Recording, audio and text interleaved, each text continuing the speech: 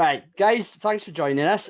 So this week we had some sad news that Richard Donner passed away, and I had the moment right when I heard the news that film director Richard Donner had passed away, and I was just like, I recognize the name, but I couldn't place him, and so I did that thing of straight away going straight to Google, Wikipedia, or IMDb, and just looking at what films he did, and surprisingly, he's done a hell of a lot of films that I know and I enjoy. Yeah. And he's not prolific, but what he has done, I think, are gems. Yeah. So yeah, I don't know what your thoughts are. Did you know him? If I had said the name to you beforehand, would you have known straight away who he was? Yeah, I am, especially for Lethal Weapon, 100%, and obviously Superman as well. And that's the one that I know him for, or I would recognize his name for, as Superman. And obviously The Omen as well. Those are the three films I always thought about when you think of Richard Donner. But some of them I forgot about, like until looking at, and like not forgot about, but I just didn't really. I was like, oh yeah, he directed that as well. And yeah, he's got a really impressive filmography, which I'm sure we'll get into in a moment. I'm the same as you. Yeah, I mean, I knew his name, because I'm a film sort of buff, as it were. I'm a fan of certain directors. So Richard Donner is someone I know, but even I missed some of the films that he directed. And I'll bring one up in particular later on because I think it's underappreciated. Well, and it's also not just what he's directed, but what he's produced. Been an executive producer on a few, and some of them are good. And I may as well, I'll reel some of these off now, right? Just from him being executive producer on The Lost Boys, Free Willy, Any Given Sunday. Yeah. And then he's done 2 X-Men films. He did the original, and then he did Origins for Wolverine, which is debatable on that one. But he's done bloody good things. Also, the production company that he set up, I believe with his wife, they've been involved in every X-Men film since. So it was starting to tie together that I was putting these names together. Sorry, but when I started to look at his films as well, I you start at the top or you start on the oldest and you go through it. And the first one was X-15, didn't know that. The second one was Salt and Pepper, didn't know that. But then Lola, I was aware of, and then I didn't realize he did The Omen, because ultimately The Omen, correct me if I'm wrong on this, came out before The Exorcist. No, 76. The Omen came out. I'm pretty sure it came out 76. What was The Exorcist? Sorry, 73. Right, okay. I thought that it paved the way for. No, but you are in those couple of years. You had quite a few horror films, or well publicized and financed, and then box office successes for horror films that you didn't have before. So you had The Exorcist, you had Rosemary's Baby, and you had The Omen. So you could go on. I think Rosemary's Baby came first, and that was late 60s, like 68. Yeah, sorry, I just meant in that sort of time span, you had those films, and it sort of ushered in the horror film, where the successful horror film, as it were, that's not Hammer horror. Yeah, I know what you mean. I got to be honest, I always consider I always think of The Omen as a Hammer horror film. I know it's not, but it's got that same sort of vibe to it though. When you watch it, like it's set in it's got like that English horror sort of haunty feel to it. I don't know why. It just that film scared the shit out of me when I was a kid as well. Like the bit that got me when I was a kid. You've both seen Omen, yeah, right? Yeah. Where she jumps out the window and she hangs herself. Yeah. Oh man, that bit really spun me out when I was a kid. I always remember just being really scared at that moment. The bit that always got me with The Omen was the graveyard scene with the dogs. Yeah, because you just don't expect I know what. Like when you watch a horror film, someone goes to a graveyard, you think, oh, something's going to happen. But at the time when I was watching it, you just don't expect wild dogs, do you? You don't expect dogs to be going mental, are you? So that's the scene I always remember. Apart from the head slicing scene. I have not seen it in years, so I need to go back and watch that. All I remember is the kid in it. So yeah. rewind the movies episode right there. Well, it is. We've done a couple of horror now. We did the Exorcist, and we did a B movie a couple of weeks ago in Demons, which Great film. I enjoyed it. Prog maybe had slightly different idea on it, but I should have watched it when I was younger. I know that, and that's exactly it. I think if I had been watching it now, never seen it as a kid, I probably wouldn't have enjoyed it as much. It is what it is, isn't it? It's just one of those like. It's just I love that film, but again, you're right. You've got to take it for what it is. It's not trying to be The Exorcist. It's not. But there are elements of it, and I spoke about this in the podcast. The first 20 minutes were brilliant. I thought it could have been an amazing film, but it went down that gore element, and for me, then it turned into a B movie. Well, that's Italian giallo. They always go on that gore path, don't they? After a while, they love it. Yeah. So come on, then.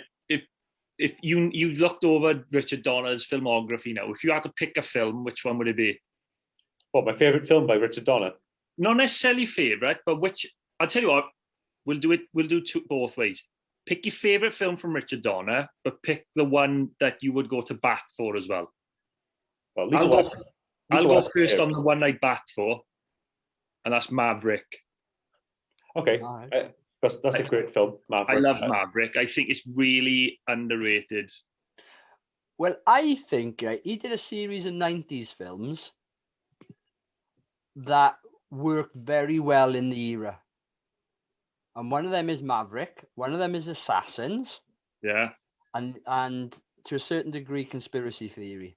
Well, the Assassins was written by the Wachowskis before they did Matrix. If you don't know if you knew about, it's like their first ever, one of their first Hollywood projects, and then obviously Richard Donner directed it as well, and he got Stallone in it. And Antonio Banderas. Well, no, it's a good film. I think it is. If it's on TV, I'll happily watch it. It's one of them films. The thing is with Assassins, I think it's because of how little I've seen that film. I always got it confused with The Specialist. Yeah, no, they're very similar, aren't they? They came out roughly the same time. Yeah. And they are very much the same ilk. Let's put it that way. Obviously, you get one amazing scene in The Specialist, don't you? But the biggest shower in the world. Yeah, which me and Andrew specifically went to the cinema to watch that film because Sharon Stone was in it. Yeah, I just couldn't believe how big the shower was. Yeah, massive. Yeah. So when you say that's the one you would bat for, what's the difference between it being a favourite film and one? Well, that's not my favourite Richard Donner film, but it's a Richard Donner film that I would tell people I think that's really good. Okay, that's fair enough.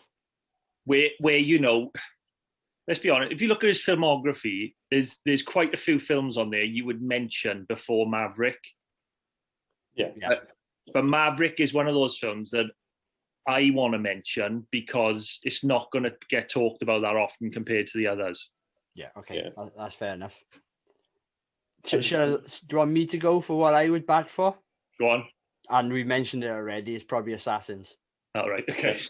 It's a Stallone film, and I love him.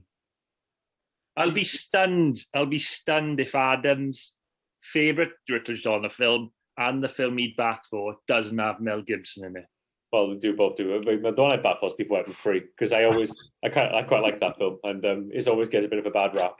So I really enjoy. I like Lethal Weapon 3 because it's more of like it's when Lethal Weapon slipped into sitcom mode, and I just enjoy that film, and I think I love the rapport between I can never say his name properly, Joe Pesci, Joe Pesci, Danny Glover, and Mel Gibson. I just love the even on the poster of the film, it's just straight up, just like this is a Three's Company. Oh, it's full on comedy action, that isn't it? Is that the first film with Joe Pesci in it? Number two. He's in the Witness Protection in number 2, but it was the first. He was number 2 is more of a comedy anyway. Number 1, they're all comedies. They're all bloody comedy films. They're all funny as hell. But number 1's a bit more hard edge, isn't it?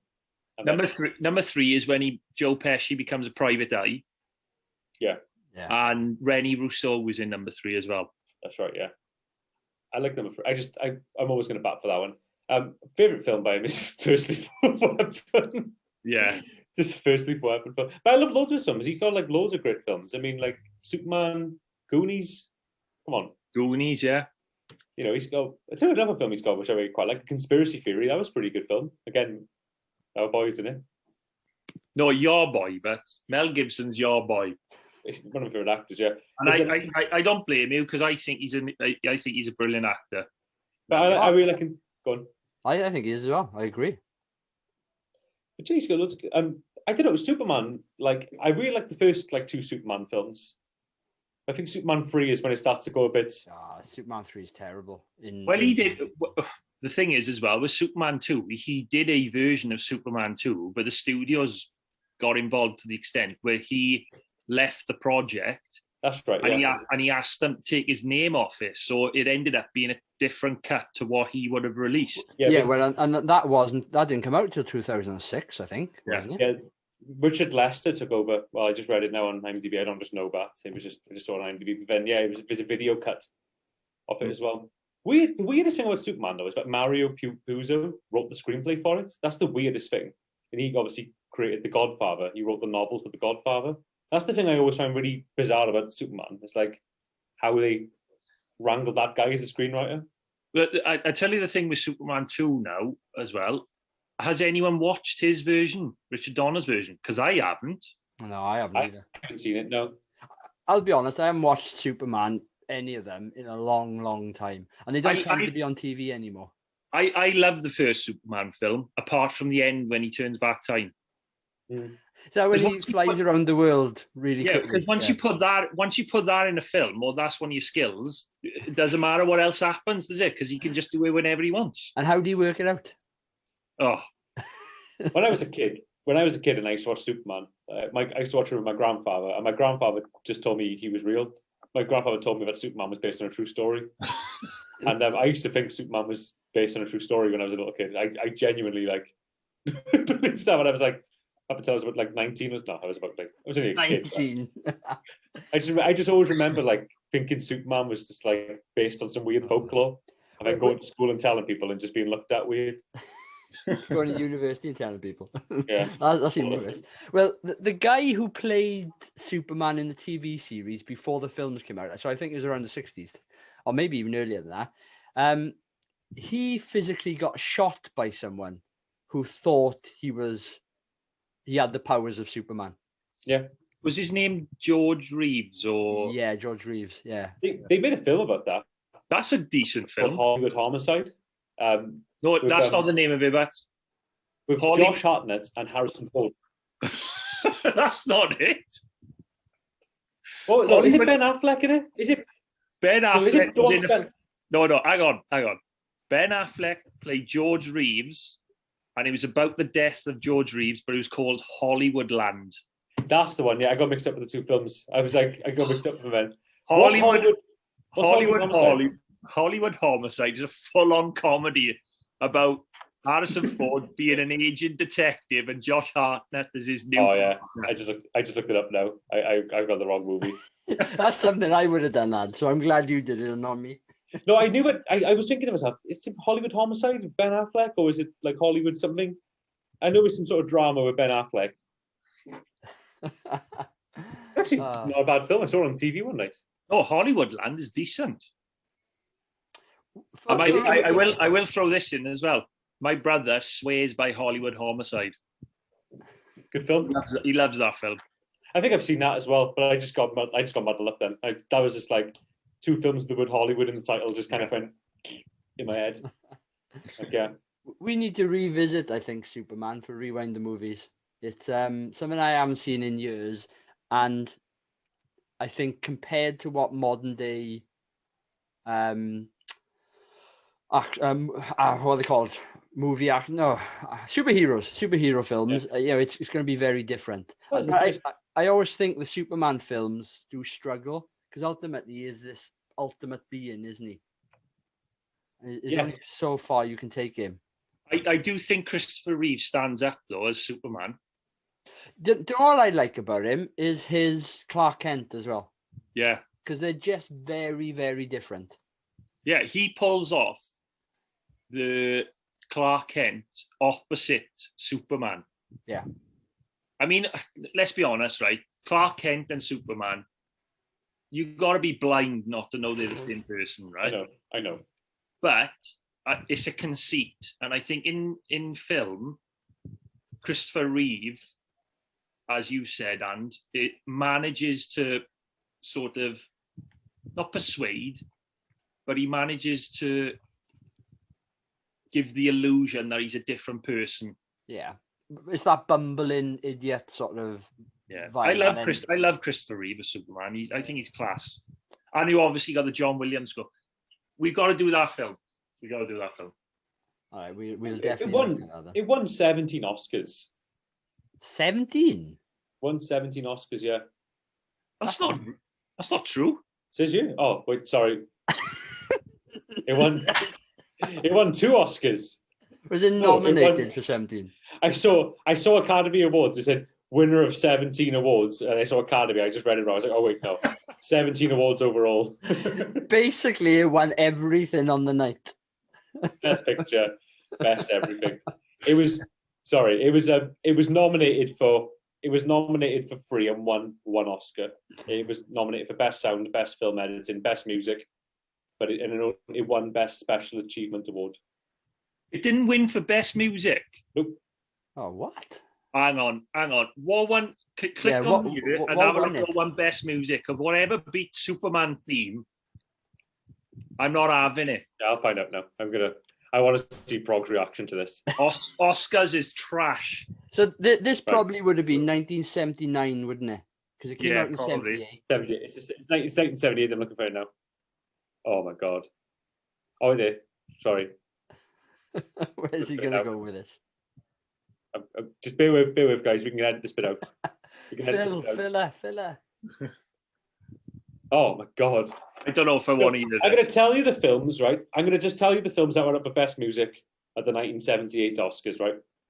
So obviously we know Superman was up for it. Didn't win. Heaven Can Wait, Days of Heaven, The Boys from Brazil, and Midnight Express. Which one do you reckon won? I'll say now, right? The films you listed are all decent films. Yeah, but what do you reckon won? I don't fucking care. None of them are as good as Superman. Midnight Express won. Oh, piss off. No way. But it was the only one I knew, and I thought it must be that one. But then again, John Williams. God, this is fucked up. John Williams did win the year before with Star Wars, though. So I don't care.